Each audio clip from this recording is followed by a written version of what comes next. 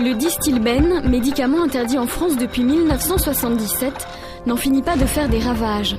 On savait que cette hormone, prescrite à 200 000 femmes pour éviter les fausses couches, avait provoqué des malformations chez leurs enfants. On apprend aujourd'hui que certaines malformations se retrouvent chez la 3e génération, c'est-à-dire les petits-enfants des femmes traitées. C'est le résultat d'une étude menée par un service d'endocrinologie et une association de victimes du Distilbène, présentée en conférence il y a quelques jours à Montpellier. Nous avons suivi ce qu'avaient les fils et filles Distilbène et nous avons suivi les petits-enfants. C'est là que nous avons vu en particulier qu'il y avait beaucoup de prématurité, mais des grands prématurés à 5 mois et demi, ce qui est quand même de très grands prématurés, avec des malformations génitales en particulier. Et le risque principal, c'est l'hypospadias, une malformation de la verge. D'après cette étude sur plus de 500 filles Distilbène, les risques pour elles de donner naissance à un garçon touché seraient 40 fois plus grands que dans la population normale. Cette malformation s'opère, Nicolas Calfa en a fait sa spécialité.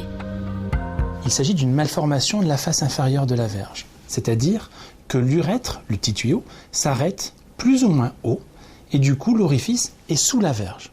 Chez cet enfant, il existe un hypospadias, c'est-à-dire que l'urètre ne s'est pas fermé à ce niveau-là, et les urines, à la place de sortir à ce niveau, sortent à la partie moyenne de la verge. Car le Distilbène est un œstrogène, soit une hormone de type féminine, et elle empêcherait la masculinisation du fœtus. On pense que lorsque les œstrogènes vont agir au niveau du pénis en formation, les œstrogènes peuvent bloquer l'action des hormones mâles, et du coup, va gêner le développement de l'urètre. C'est une balance, il faut des androgènes, il faut des hormones mâles pour faire grossir la verge, et puis si vous rajoutez des œstrogènes, vous freinez le développement de la verge, et c'est ça la cause de l'hypospadias chez les enfants qui ont été exposés au Distilbène. Mais comment expliquer cette malformation alors qu'à la 3e génération, le fœtus n'a jamais été en contact avec le Distilbène ? C'est parce que cette molécule modifie l'expression de nos gènes. Or, ce sont nos gènes qui régulent en partie nos différents taux d'hormones.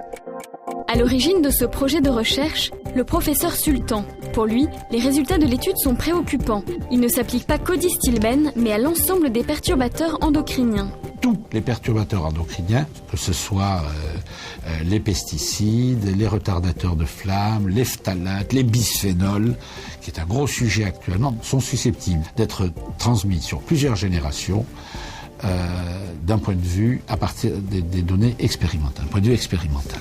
Sur les animaux, les expériences démontrent que ces malformations sont observées jusqu'à la 6e génération. Chez l'homme, ce n'est que dans une vingtaine d'années que nous pourrons savoir si le Distilbène poursuit sa contamination sur la 4e génération.